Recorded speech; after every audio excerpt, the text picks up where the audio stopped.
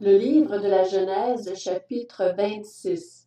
Il y eut une famine dans le pays, en plus de la première famine de l'époque d'Abraham, et Isaac se rendit vers Abimélec, le roi des Philistins, à Guérar. L'Éternel lui apparut et dit, « Ne descends pas en Égypte, réside dans le pays que je vais t'indiquer, séjourne dans ce pays-ci. Je serai avec toi et je te bénirai, car je te donnerai toutes ces terres à toi et à ta descendance. Je tiendrai le serment que j'ai fait à ton père Abraham. Je rendrai ta descendance aussi nombreuse que les étoiles du ciel.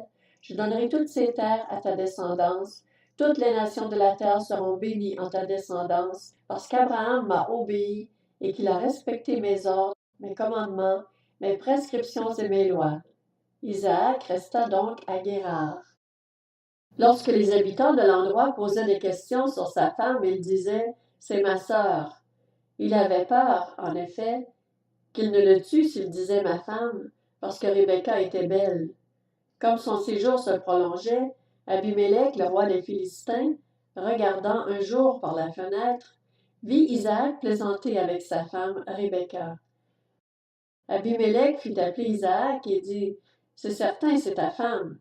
Comment as-tu pu dire c'est ma sœur? » Isaac lui répondit, « J'ai dit cela pour ne pas mourir à cause d'elle. » Abimélec dit, « Qu'est-ce que tu nous as fait? Pour un peu, quelqu'un du peuple aurait couché avec ta femme et tu nous aurais rendus coupables. » Alors Abimélec fit ce décret pour tout le peuple. Celui qui touchera à cet homme ou à sa femme sera mis à mort.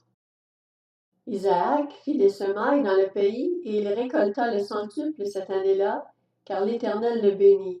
Cet homme devint riche. Il s'enrichit de plus en plus jusqu'à devenir très riche.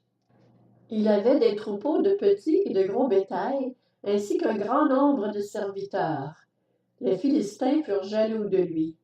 Tous les puits qu'avaient creusés les serviteurs de son père à l'époque de son père Abraham, les Philistins les comblèrent en les remplissant de terre.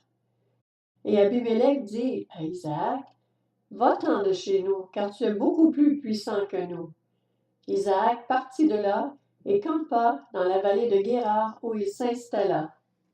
Isaac creusa de nouveau les puits qu'on avait creusés à l'époque de son père Abraham et que les Philistins avaient comblés après la mort d'Abraham. Il leur donna les noms que son père leur avait donnés. Les serviteurs d'Isaac creusèrent encore dans la vallée et y trouvèrent un puits d'eau vive. Les bergers de Guérar cherchèrent querelle aux bergers d'Isaac en disant « L'eau est à nous ». Il appela le puits Essek parce qu'on s'était disputé avec lui. Ses serviteurs creusèrent un autre puits au sujet duquel on chercha aussi querelle et il l'appela Sitna.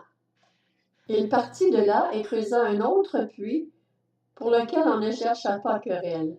Il l'appela Rehoboth, car, dit-il, l'Éternel nous a maintenant mis au large et nous prospérerons dans le pays. Il remonta de là à Beër-Shéba. L'Éternel lui apparut dans la nuit et dit, « Je suis le Dieu de ton père Abraham. N'aie pas peur, car je suis avec toi. Je te bénirai et je rendrai ta descendance nombreuse à cause de mon serviteur Abraham. » Il construisit là un autel et fit appel au nom de l'Éternel. Il y dressa sa tente, et les serviteurs d'Isaac y creusèrent un puits. Abimélec vint de Guérar le trouver avec Ahuzat, son ami, et Picol, le chef de son armée.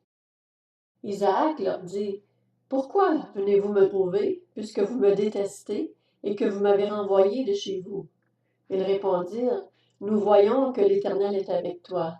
C'est pourquoi nous disons qu'il y ait un serment entre nous et toi. Concluons une alliance avec toi.